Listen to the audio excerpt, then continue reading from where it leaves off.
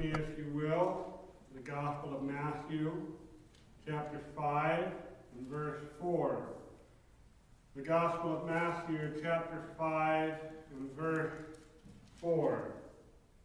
Matthew, chapter 5, and verse 4. Blessed are those who mourn, for they shall be comforted. Blessed are those who mourn, for they shall be comforted. I don't plan these Bible studies so meticulously that I could have arranged for this verse to fall on this day.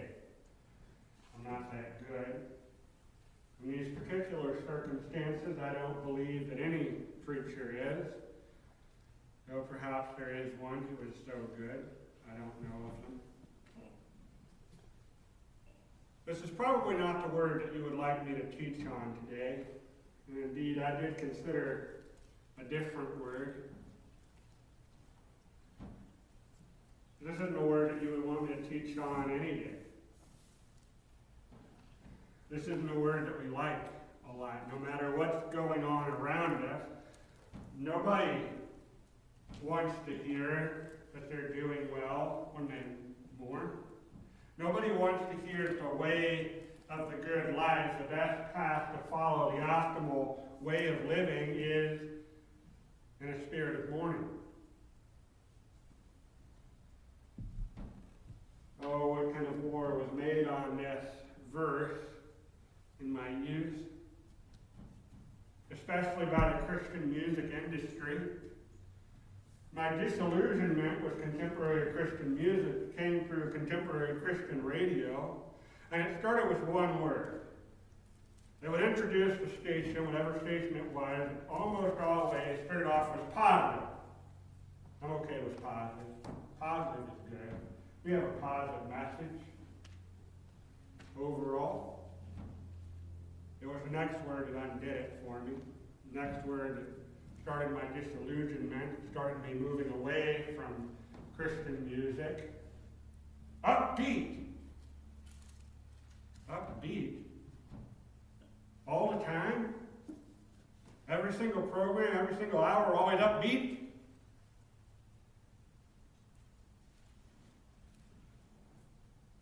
Always. We can characterize ourselves that way, and then I say Christian.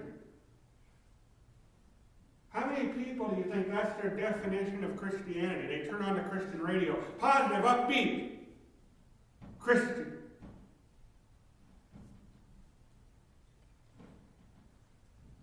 That word clashed with my experience. That word didn't fit with the way that my life trajectory had been moving. It didn't fit with my day-to-day experience. It didn't fit with the experience that I'd read about in Scripture of the saints. It didn't work. I wasn't always upbeat. It wasn't what characterized us, and yet we wanted it to be. So we put that word in there, and we kind of brushed aside all of these inconvenient verses, especially Matthew 5, verse 4. We did away with that part of thinking, and we actually flipped it around and we began to say the opposite. We would have the life of the kingdom and be a life that said, you're doing well when you're happy. They would talk about the joy verses, and I always struggled with the joy verses. Until somewhere in college or seminary and trying to understand why I struggled with the joy verses, it came to my attention that everybody had been using the word joy to mean happy, and joy is not happy. Joy is much deeper than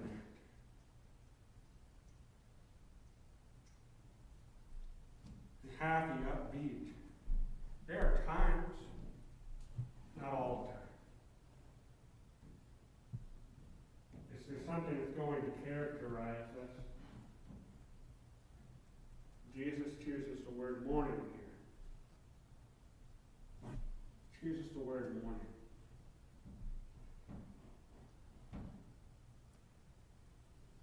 I tell you these stories, and I tell you how I came to like this verse simply so that you know as we go into this that I like this verse.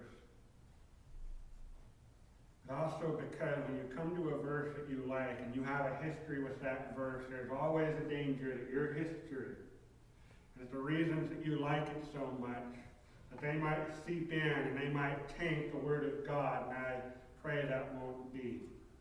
In fact, let us pray right now. Father, I love this verse. I love this verse because it speaks into my soul.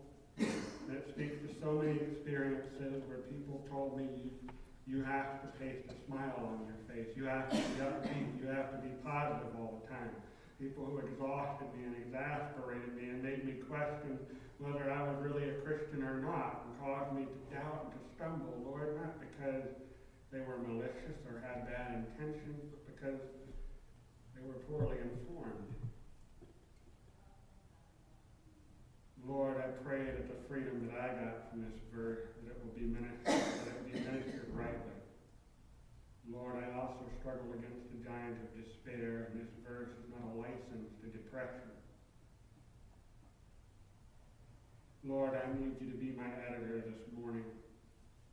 I need you to control the flow of words from my mouth so that nothing of myself would seep into this sermon, that it would all be of you. Lord, my word, my experience, my understanding, they cannot save anyone, they cannot help anyone. We need help. We need salvation, and we realize this need very keenly this morning by your providence. Lord, help me. Help your people. Let your word be clearly and powerfully heard. Be your glory. In Jesus' name, amen. One mistake that we can make when we come to the Beatitudes is to read them as individual items. So we read the first Beatitude, and okay, we have the first Beatitude, and that's enclosed onto itself, and now we move on to the second one. So they were all lessons that did not connect, but they are, I believe, interconnected lessons. They are progressive lessons. They build on and form one another. The question that we come to when we get to a verse that says you are living well, that's the word that's translated blessed, it's the Greek word makarios, means you are living well, you're living optimally, you're doing the best you can when. Then it says mourn. Some of your Bibles will have the translation rendered in the very jolting, happy are you when you mourn.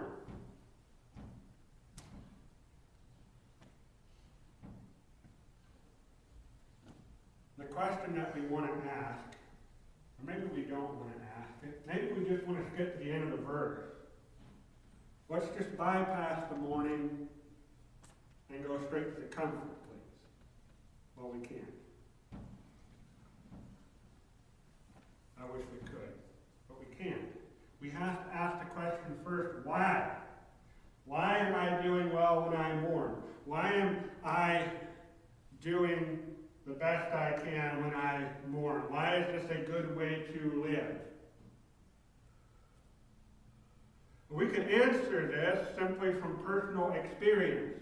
Our world is messed up. If you are able to conceive that this world is not messed up, please turn on the news for about 5 minutes. If you are able in this moment to tell me that the world is not messed up, that things have not gone terribly awry, then you have powers of self-deception that stagger my mind. We're in the midst of a pandemic as we preach this word. People are dying in droves from a disease. Could have been prevented. But because of the greed of a corrupt government, it was not.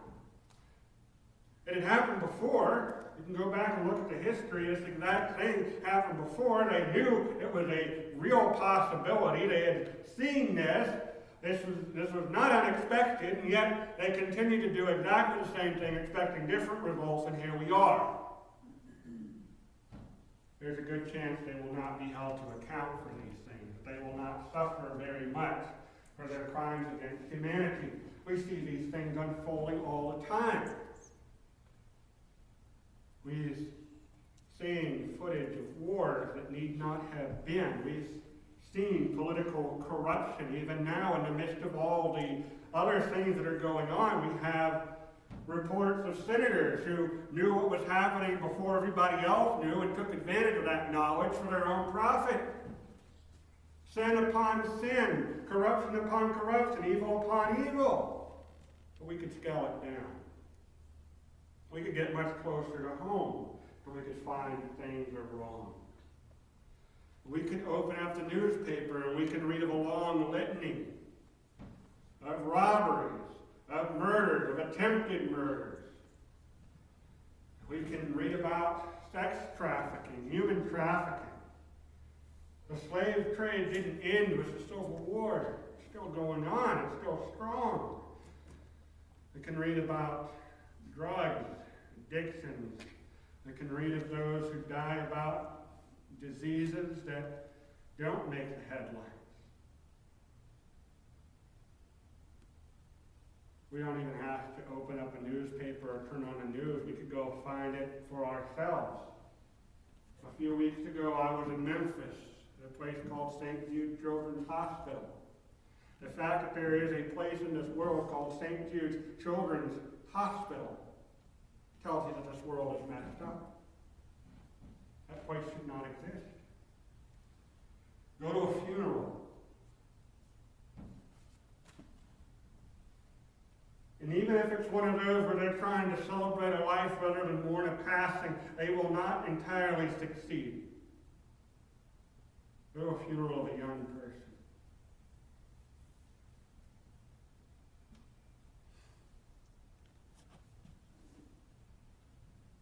It's messed up. This is reason to mourn. These are relatively big things we're talking about. There are small reasons to mourn. Our own personal lives give us reason to mourn. My favorite restaurant is closed at the moment. I could mourn over it. They tore down a building that meant something to me. I could mourn over that. I have to move. I have to leave this world that I've built up over the past however many years. I have to leave the familiar environments where all these memories took place. I have to go someplace new and start all over again. This is something to mourn over. My work isn't satisfying. It's drudgery. It's toilsome. I can't ever seem to get ahead. Marriage isn't all that I thought it was going to be. My relationship with my boyfriend or my girlfriend isn't satisfying me in the way that I thought it would. This book I read did not tell me the kind of story that I thought I was going to get. All of these are reasons to mourn because all of them point us to an underlying reality. When it says blessed are those who mourn, it does not specify what they mourn about. It doesn't scale it in any way. It does not say blessed are those who mourn about the big things. It does not say blessed are those who mourn about the little things. It just says blessed are those who mourn. Why? Because all of the things, great and small, all of them point us to a fundamental underlying reality which is enormous. And it is enormously tragic. I've only had to conduct 2 funerals in my lifetime, and I started them both the same way, that they were conducted in radically different places, under radically different circumstances, for radically different people. I started them both the same way. That's probably how I will start the next funeral I have to preach, unless the Lord gives me something better to say. I start the funerals in this way. We mourn death. We mourn in the presence of death because death is unnatural. It was never supposed to be this way. We were not created originally to die. When everything was good, when God said it was good, indeed it was very good, death had not entered the world yet. That was not in our vocabulary. Death is a reminder, the most profound reminder of the underlying truth that this verse is pointing us towards. We as Christians, especially men, I hear say this, well, at my funeral, I don't want anybody to cry. It's not about you. Stop saying that. That is cruel and unusual to your loved ones. Look, you're not going to care at your funeral. Your funeral isn't about you. And if you're planning your funeral, if you're arranging things, it's not about you. It's about making sure that as your last will and testament, you point them to a truth that will comfort them in that time. It's about them. You say, well, they shouldn't mourn because I'll be in heaven. I'm a Christian. I know Jesus. I'm going to be there with him in glory. Yes, you will be. They will not be. Stop telling them that they shouldn't cry at your funeral because even Jesus cried. Go to John 11. The shortest verse in the Bible. What does it say? Jesus wept. What was the context? Lazarus was dead. And Jesus has arrived on the scene, and we know the rest of the story. Jesus is going to bring him back to life. It seems impossible, but he's going to do it. He knows he's going to do it. That's why he is there, to prove that he can do it, to prove that he is who he says he is. He wills the power he said he does, and he does. And yet, he stops to cry. He pauses there to mourn at the presence of death. The same reason that we find him so distressed in the garden later on, because he is confronted with the underlying reality. What is this underlying reality I keep beating around? Go back to verse 3. Because verse 4 is built on the foundation of verse 3. What are we mourning? And whatever we're mourning, we are mourning the poverty of our spirit. Every bad thing in this world, every evil thing, from COVID-19 to that dragon cancer, to thieves and robbers, to corrupt politicians, to profiteering, to dogfighting, to whatever evil you happen to be looking at. Every kind of loss, great or small, every kind of deprivation, great and small, every sort of evil, every sort of suffering, it all comes down to sin. Why is this happening, you cry out? Why do I have to live in a broken world? Why is everything broken? Nothing works the way it's supposed to anymore. Why is this happening? It's because of sin. That's what's wrong with the world. It's sin. It all starts in Genesis chapter 3, when a man and a woman listen to a serpent and eat the one fruit they were told not to eat. And it's been downhill.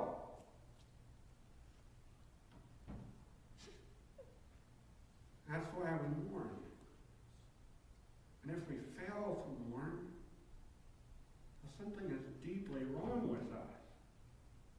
Something is deeply wrong with us if we do not mourn as Christians, because we are the people who see most clearly. Do we see perfectly? No. We see more clearly than most. Our eyes have been opened to understand this word is true, that what it tells us is true, that we are poor in the Spirit, and that the same poverty of spirit is the cause of all of our earthly woes, great or small. That ought to break our hearts.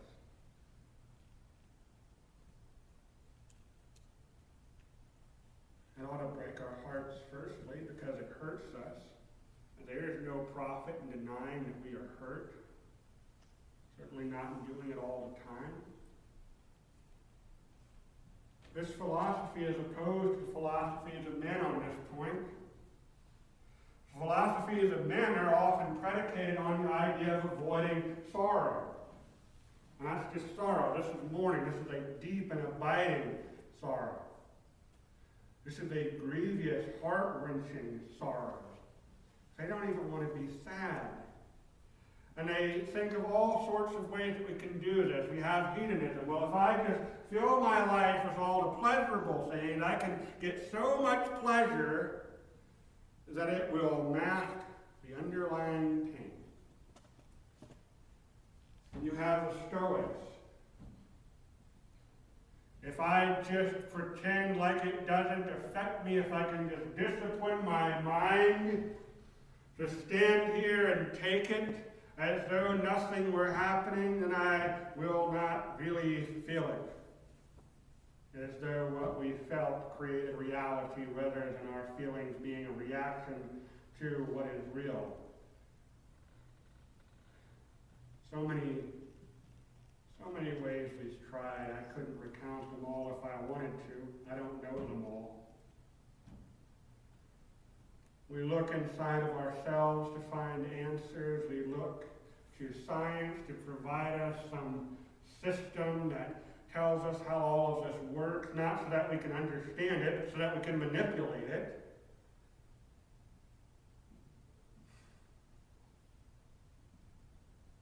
It's all bandages. All it is. You're trying to treat a heart disease with a band-aid. Well, our hopeless band-aids, as Petra tells us in the psalm, are all bound to fail. Denying reality is not good. It's exhausting. It's hard. It creates irresolvable dissonance. You have to lie to yourself, and then you start to hate yourself because you're lying to yourself. Nobody likes to be lied to, even when you're lying to you. You don't like it. This is the rational response to reality. This is the best way.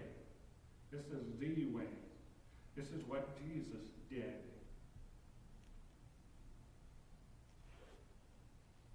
Did Christ over sinners weep? Surely he did. It's the results that you see around you of sin will not break you.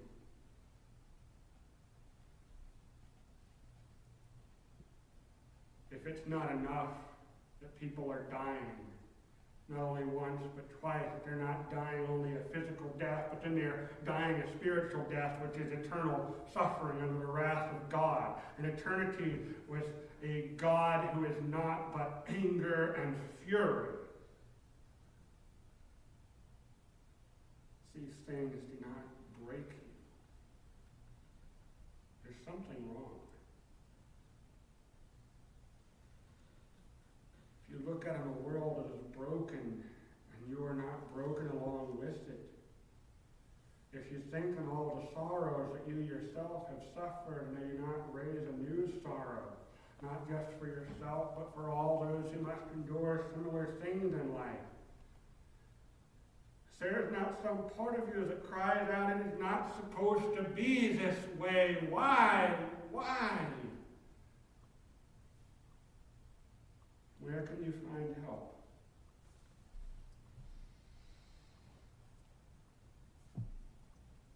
You can find help firstly in a mirror.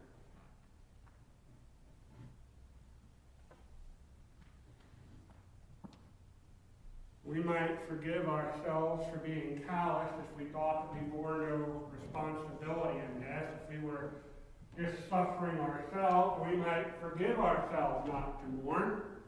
In fact, we might think we were quite virtuous if we suffered quietly. Are we not told that that is one of the virtues of Jesus, who like a lamb before the shearer did not cry out as he suffered? Jesus was the only one who could exercise that virtue. For it is written, that all have sinned and fallen short of the glory of God. And we start crying out, why? Why? We have to be broken to mourning, because the answer to that question is deeply troubling, it's deeply personal, and it brings it to a place where we could not rightly fail to mourn. There's a story I read as I was studying for future sermons this week.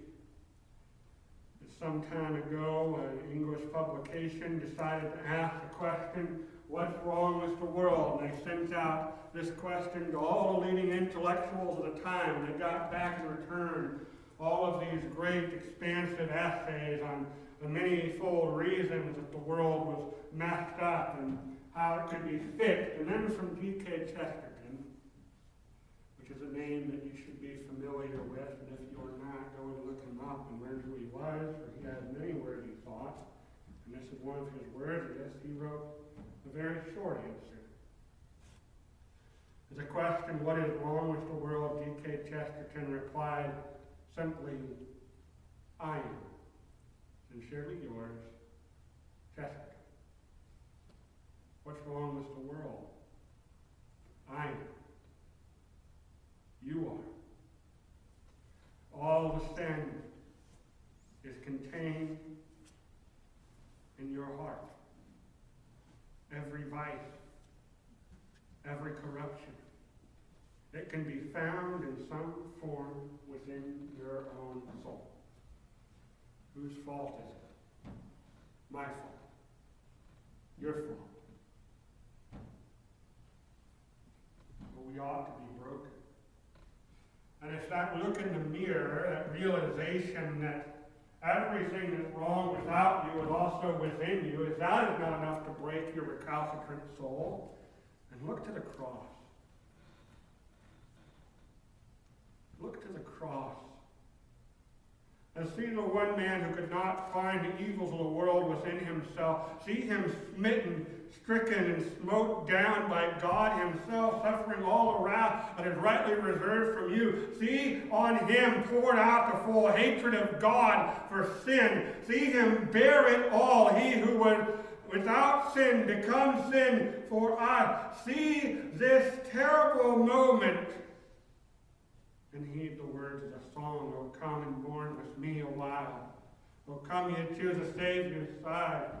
O come together, let us mourn. Jesus the Lord is crucified. Did Christ over sinners weep? The one song answers the other. 7 times he spake 7 words of love. And all 3 hours his silence cried for mercy on the souls of men. Jesus the Lord is crucified. The love of God of sin of man. In this dread act your strength is tried. Christ the Lord did weep over sinners, the angels wondering see. Hast thou no sorrow, O ye souls? He shed those tears for thee. Why do we mourn? Why is it good that we mourn? Because this is the right reaction to reality. This is the right reaction to reality. It's impossible seeing where God the Father, abhorring God the Son, turns his face away and pours out his wrath on a sinless man. When infinite anger clashes with infinite love, when justice collides with mercy at the cross.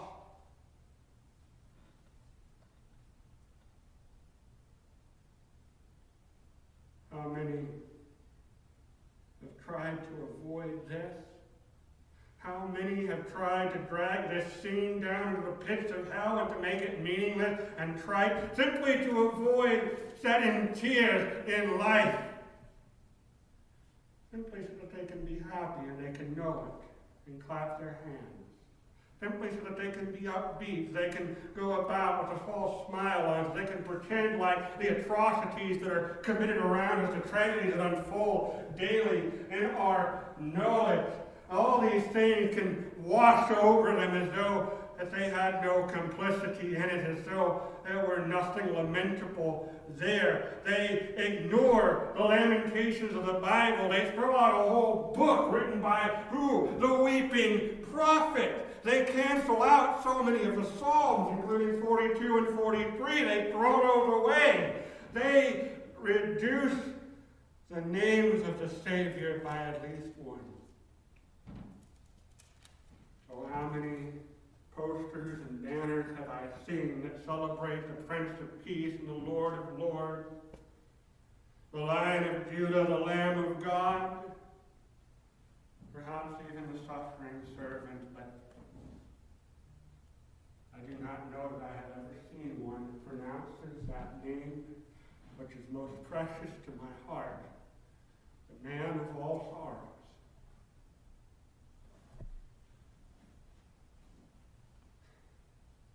Perhaps if I were a stronger man, of a more indomitable will, I could perform the magic of my brothers and sisters and pretend there's no reason to cry because part of your childhood was just bulldozed. There's no reason to cry because your dog or your cat has to be put in the ground. Because a young man you barely knew has to be put in the ground at a tender age. Because there's a place called St. Jude's Children's Research Hospital in Memphis, Tennessee. Because there's a pandemic that is hurting people not only with disease, but also with economic and social impact. Because there are men out there who are profiting on this by offering all sorts of false hope. Who think that oil, even through a TV screen, can end suffering. Who call people to ignore reality because that's what they want to do anyway. Maybe I could do these things. Alas, I cannot. I'm not so strong.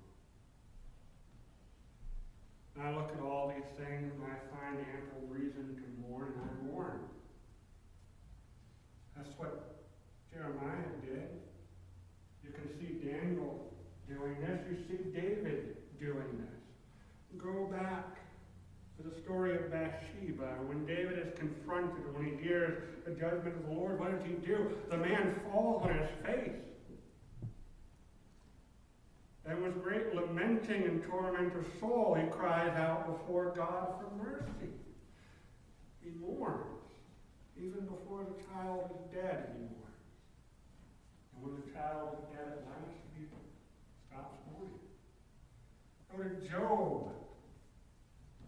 All the affliction the man suffers, and when his friends show up, what is the first ministry they offer him? They don't say anything.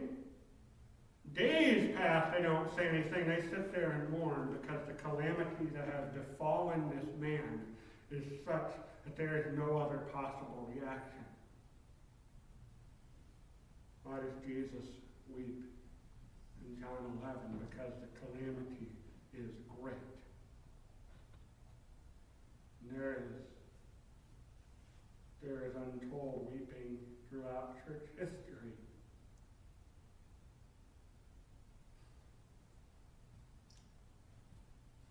Because the days are evil.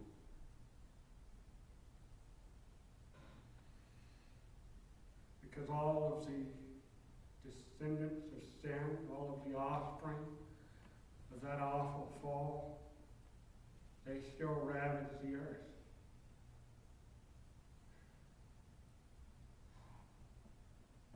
This isn't just a good thing to do, this is the only reasonable thing to do. There is no way around this.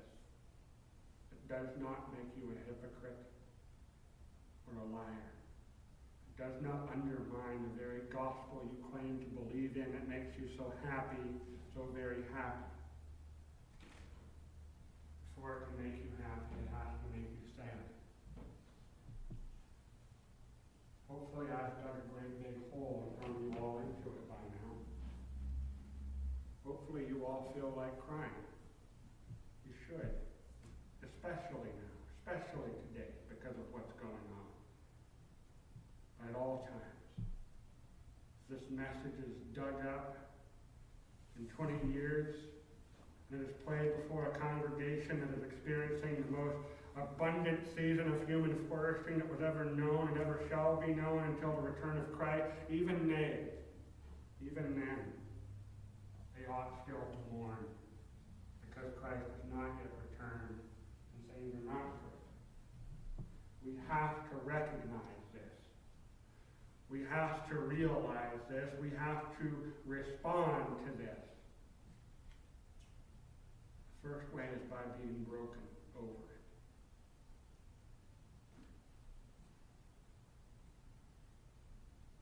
Our Lord does not leave us in this pit of despair. And this is where this commandment to mourn differs from depression. Depression makes perfect sense in the world. Depression is, in fact, the only logical response to a life without Christianity. Of that I am well and truly convinced. It's the only thing that you could possibly do.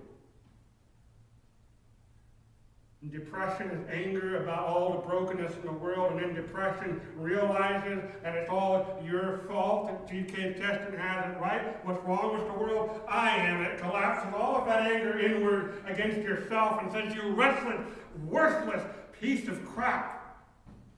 This is all your fault, and there's nothing you can do to fix it. It's hopeless. It's over.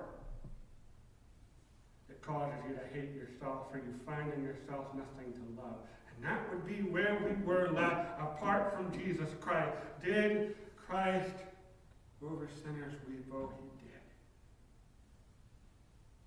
He went to the cross, and on that cross we see that God indeed hates the sinner, but we also see that God loves the sinner.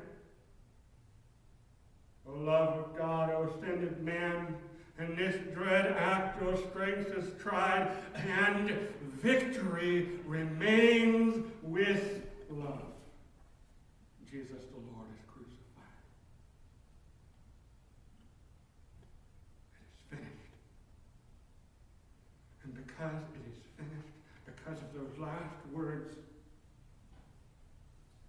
and because the grave could not contain him, and death could not hold him, and all the powers of hell could not prevail against him, and even sin itself, with all of its awful weight, could not keep him there. Even though he was nailed to the cross, not just by the hands of a Roman, and he was condemned not just by the course of the Jews, but you and I were there also, adding our own weight of sin and wretchedness to that chorus, and driving the nails with our own hands as surely as the Romans did. Even though all of this is true, he did not stay buried, but up from the grave he arose in victory. And in that victory we have comfort surpassing comfort. Now here we must note that the promises that Jesus makes in these Beatitudes are largely eschatological. The victory is indeed won. Jesus, the paragon of humility, has indeed been raised to the right hand of God. He has ascended there, where he intercedes for us and awaits the hour of his second coming. His name is exalted above all names. It is glorified above all other glories. It will cause every knee to bow and every tongue to confess, but it has not yet. It's still coming. We still eagerly await that day and pray for its swift arrival. Come quickly, Lord Jesus, come. Ultimate comfort is found on the far side of Jordan's stormy banks, where sickness, sorrow, Pain and death are felt and feared no more. There won't be any viruses to terrorize us there. The economy, whatever economy it might be, it will be an economy of glory that cannot be harmed or disrupted in any way. There will be no corrupt government officials to trouble us. There will be no crime. The thief cannot break in. The murderer has no hold there. Sin, the devil, they will be consigned to the lake of fire with all of the ills that they spawned back in Genesis 3. There won't be a St. Jude's Children's Research Hospital in heaven. Giant despair cannot cross the river. The dragon cancer cannot get across the river. Whatever troubles you, it cannot get across. And all the good things will be there for the very fountain of good, the very source of good. The goodness from which all other goodness is derived, he shall be right at the center of it, shining forth as the sun in one eternal day. That is to come. The Bible makes very clear God himself will be your comforter. It is written that he stores up every one of your tears in a bottle. Every tear you shed, every time you are obedient to this beatitude, that you live this out, those tears don't go to waste. Beloved, he doesn't miss a single one of them. He sees them all, he counts them all, he keeps them all. Why? So that one day he can wipe them away. God himself will wipe your tears. God himself will soothe your fears. All the evils that you suffered, all the pains, all the hurt, are they not written in his book? Does he not see? Does he not tell us that not a sparrow falls from the sky that he is not aware of, and they are basically worthless?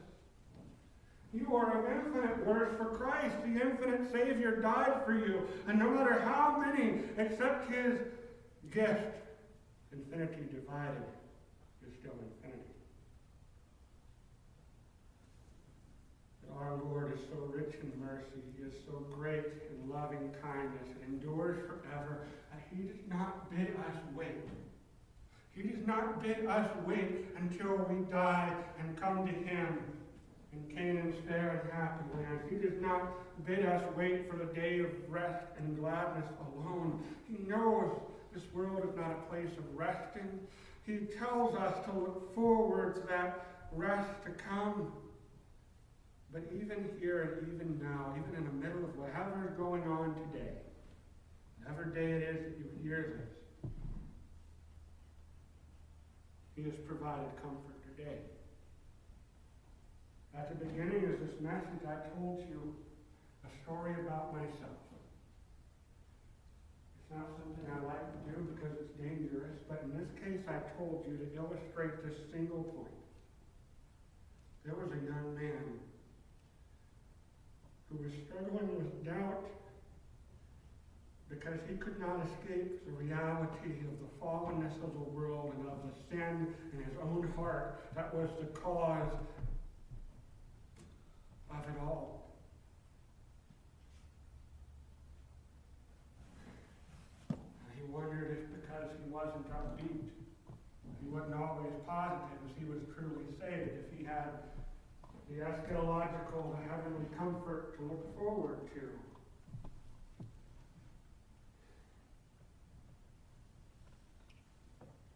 And in the proper time, the Lord brought him to this verse and taught him this truth and said, no, there's nothing wrong with you. You're actually doing it right, for the most part, in this thing. I could tell you so many other stories about how in the moment when I needed a little bit of comfort, in the moment when I was about to fall apart, when I was ready to give up, he was there. And if you think about it, if you will search your own lives, your own hearts, your own memories, if you will try to look at them and see them clearly, And I think that you will find that you have those stories too. He is a good Father. He gives good things to his sons, to his daughters. The great comfort is to come when all pain will be ended. But there is comfort even today. And I pray that you know it. Let me pray for you. Father, it is not right that we should think lightly of the problems of our world. Lord, it is a testament to your unbelievable goodness and the design of this cosmos that we still see beauty and we still find goodness, and there are still some moments of happiness. But there are times to be upbeat. But there is a joy down in our hearts. Lord, there's also brokenness. There's also sin down in our hearts. And these things, they must be recognized, and they must elicit in us a reaction. We cannot be unmoved by these things, for that only shows that we do not appreciate these truths.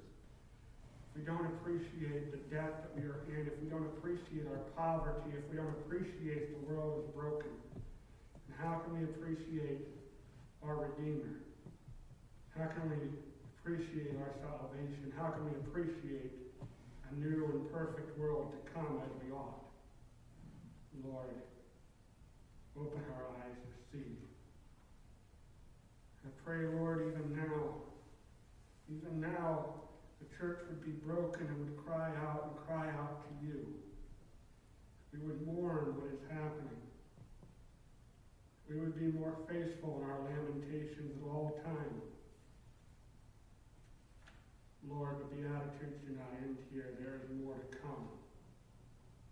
We must take each step along the path if we are to take the next rightly. Lord, break us where we must be broken. Break the world. Break the hearts of the unsaved, Lord. Break them now, break them quickly, break them profoundly, that they might seek one who can put them back together, for they are in the most immediate and extreme danger. Lord, at this time you have poured out on this earth a certain agent which can serve this good purpose, that men realize the danger they have always been in and repent, for the kingdom of heaven is at hand. And it has a message on how we ought to live. Your will be done to your glory. In Jesus' name, amen. Whatever the Lord has laid on your heart this morning, whatever needs to be done, this is the time and the place.